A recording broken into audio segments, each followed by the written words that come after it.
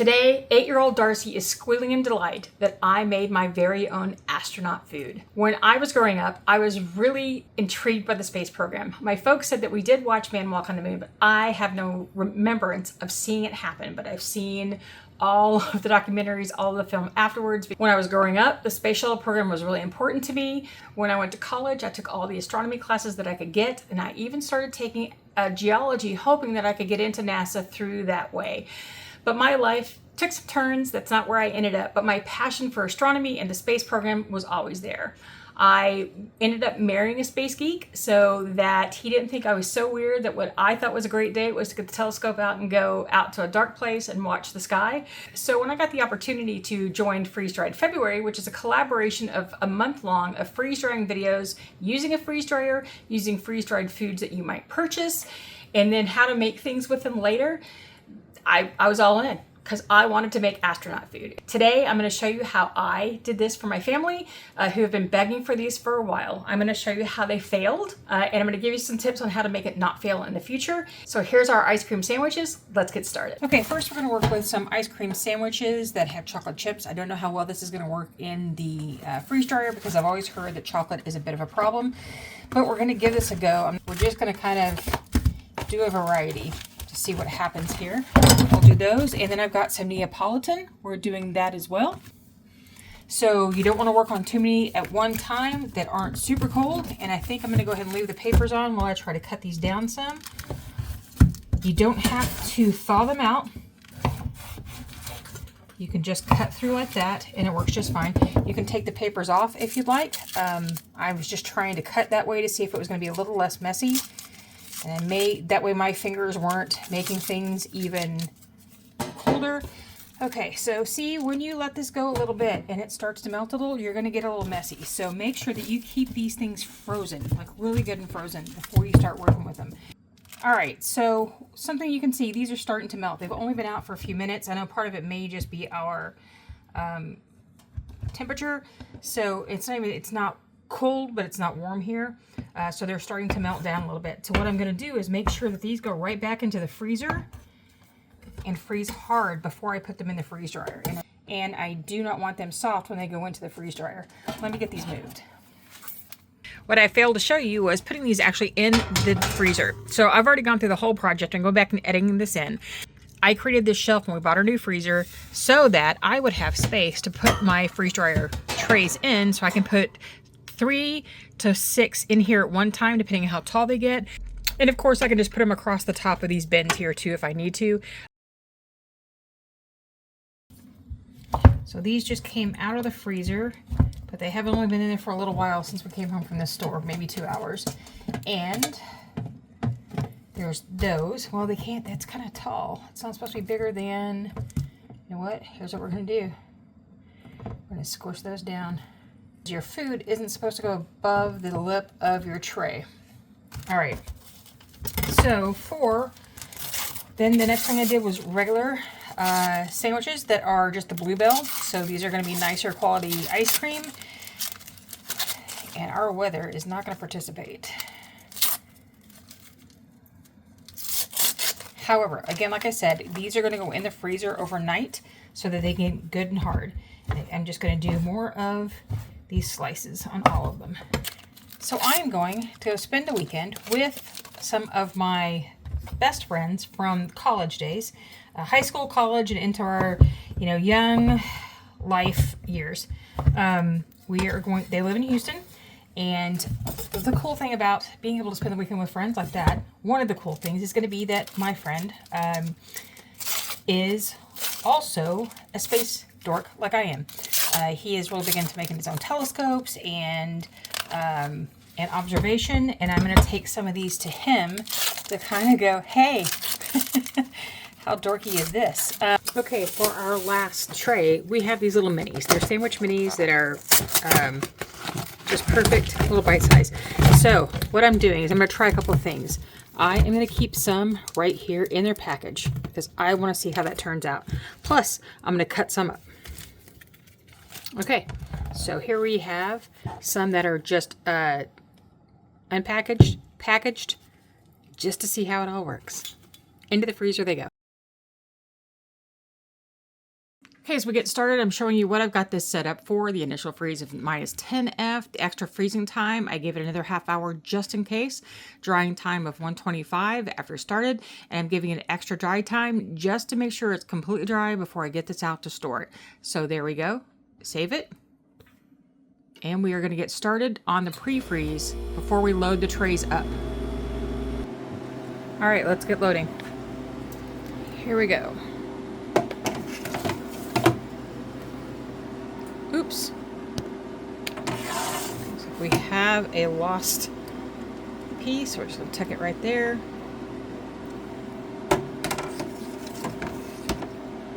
You want to get them in and out really fast because you don't want anything to start melting while it's sitting out waiting for you to get it in. Get them all in. Shut your door. Follow your instructions. And continue. There we go. Okay, so while we're waiting on my freeze dryer to finish working on the ice cream sandwiches, let's talk a little bit about Freeze Dried February. It is a collaboration of a bunch of different channels that have gotten together to talk about freeze drying. Whether you use your freeze dryer, whether you purchase commercially freeze-dried foods, if you'd like to learn how to make meals with them, if you'd like to learn some other tricks about freeze drying, this entire month is dedicated to that. So don't discount just because you don't have a freeze dryer that you can't make use of these videos. Now here's the cool thing. You have a chance of winning a Harvest Right medium freeze dryer if you're living in the US or in Canada by following the instructions. I'm going to give you a link to all the details in Angela's video down below. You'll have to open up your description box. So if you're watching this on the television, pull out your tablet or your phone and get down to the description box. And that's where a link will be, and I'll put it up in the iCards as well, to Angela's videos on all the very specifics of this giveaway. But Avid Armor is also giving away some Mylar bags to someone living in the US.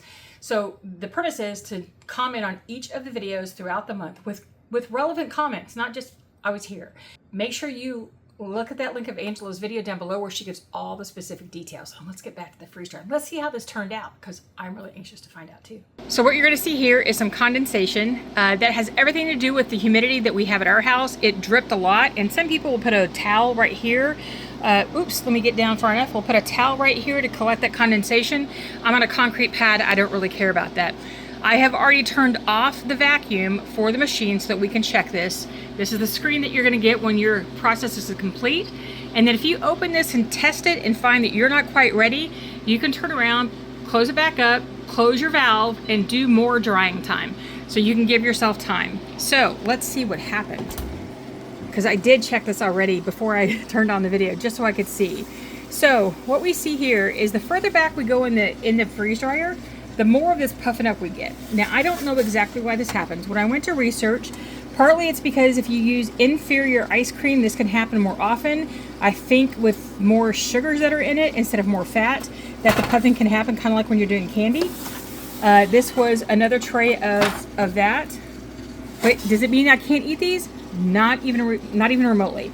I thought they were good and hard and frozen, and maybe they weren't fully frozen still, even after overnight. Maybe I should have given them more time. It's not even just the ice cream sandwich ones. I mean, not even the chocolate chip ones. You can see where the chocolate chip in there has dried. It is kind of all of the varieties at that point for those. Now then we have the tray of regular ice cream sandwiches that are right here, plus the Klondike bars. I bought those thinking they're going to be a better ice cream. Still happened, but it still tastes great. We've tried a couple already. So, and then here are our sandwiches that were still packaged, and I've seen people do this before, but mine just absolutely exploded. I don't know why, and it could be because it's inferior ice cream, but the same sandwiches, not packaged, did just fine. These actually produced better than everything else. So, I don't know for sure. So I would love to hear comments from anybody about why this might have happened so everybody can learn. But they're still good. We're still going to package them, and we're ready to go. Okay, so before the camera kind of went off, I had all of my packaged ice cream sandwiches here, and I opened one to see what happened on the inside. That's what it looks like. All of the ice cream just kind of poofed up and poofed out. So I don't know why this happened, because I have seen people do these before and they work just fine. I had the temperature set right, so I'm not quite sure, but that's what they look like. So they are going to kind of get out of the way for right now. so I can work with the rest of this. Because when you're doing freeze-dried foods, you need to package them up really quickly and not leave them out. In fact, I probably should have just left the trays in the machine. I'm going to start packaging up some of these in a smaller container that my family can eat this weekend while I'm gone. I'm going down to Houston for the weekend to see my space friends, and I am going to take some of these with me to them, and I don't want all of this to be gone by the time I get home. So this is going to be a package of the ice cream sandwiches for my family. We're going to keep the poofy ones because they still taste great. They're still going to work just fine. And then I'm going to get these packaged up for my family to keep, and then they can munch on. And this is not typical of how you would store freeze-dried foods, but what I'm going to do is to make sure that it helps, because it's going to be rainy this weekend, I'm going to put in a couple of moisture absorbers into the package, and I am going to vacuum seal it most of the way. But for this capacity, I'm going to do this because we're going to have a lot of extra space since these don't fit in quite right, and I want to make sure to take care of whatever moisture I have.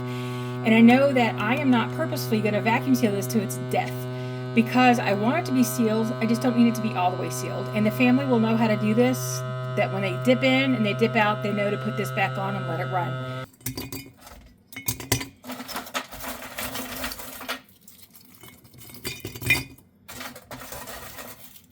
My youngest son is going to love those the most. Put the big one in for him.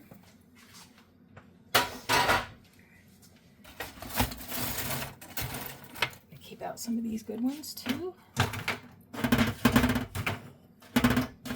Put a couple of big ones in. Now, if you are an avid freeze dryer and you are just cringing at the thought that I'm going to put this in this jar without putting O2 absorbers in, don't worry. We're going to do that right now. And what I have here are some individually wrapped O2 absorbers. They are a little more wasteful, and I understand that. Not everybody may like to do this. But for me, when I can't get everything in at once, I end up wasting O2 absorbers because I don't need a whole package at one time, and I often cannot get them done. So there's my O2 absorber, there's my lid, there's my ring. And because this is going to be the one that sits for a long time, it's not going to be open. This will gradually remove all of the oxygen out of this jar, and these will be vacuum sealed for a little longer term storage. Now, I don't expect these to last 5 years. That's not the intent, but they're going to get to go for a little longer and keep them as fresh as long as possible. You can also do this with vacuum seal bags as well if you don't need to have the vacuum seal out of it. But if you don't have one of these, if you have an iron or maybe a hair straightener, that will work just as well. Then this is not going to vacuum seal the bags, because Mylar typically you cannot vacuum seal. There's a couple you can do. There's a couple of tricks you can try. But what we're looking at is just trying to seal this bag like it is. So what I'm doing is taking some of my treats and putting them in a bag as quickly as I can.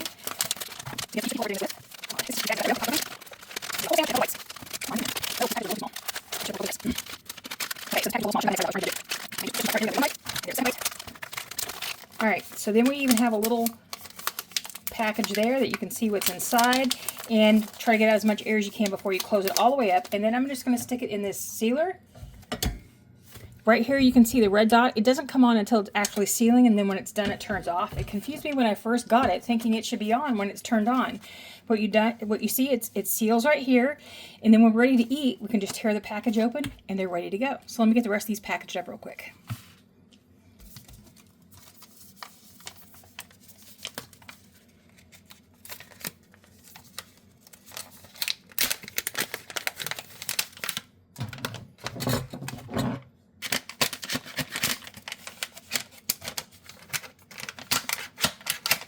Okay, what I found that with these little ones, if I stuck a hard something in there to push the bottom down, it's supposed to stand up so you can fill it with small pieces. But if I did that first, it helps keep it open.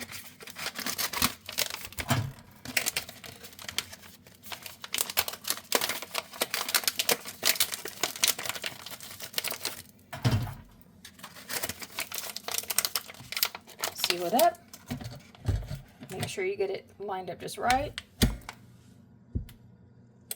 All right, and we have a seal, and it broke. Wow. It's still going to stay sealed, though.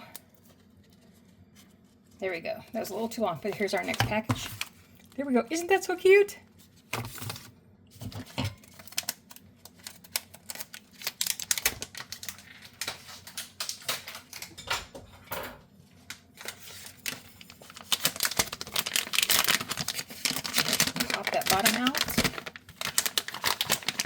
Unless you're doing something like M&Ms, I really wouldn't recommend this size bag for anything that's kind of large.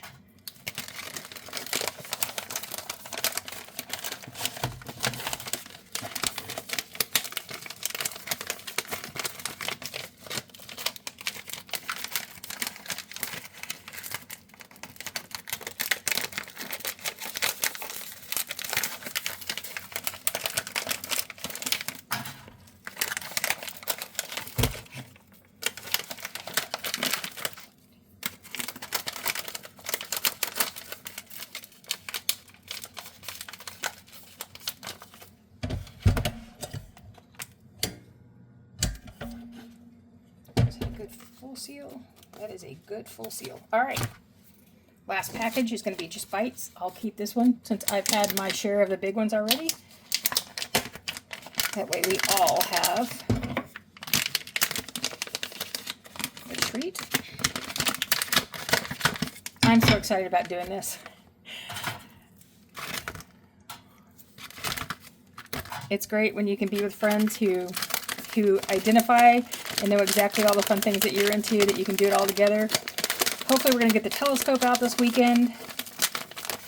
If the weather's nice enough to do so, it's going to be, the temperature is going to be good, but the atmosphere may not be good because of all of the storms that have been rolling through Texas. It may not be great, but if we can and get the telescope out, that'll be fun. All right, I'm okay with no zipper. I'm looking at just a good seal, and that's mine anyway. All right, one more. All right, there we go. There are our packaged astronaut food packs. I may do something on the top here, I may not, but I'm so excited to give this to my friends. So I hope that was super interesting to you as well. If you'll watch this video right here, if you'll watch this playlist right here, it's more freeze drying that I've done since I got my Harvest Right freeze dryer. Plus this video right here will be plus this playlist will be the playlist of the freeze-dried February from 2025 that you can see. Make sure that you leave comments on each of the videos throughout the month. And remember, nevertheless, she preserved. See you next time.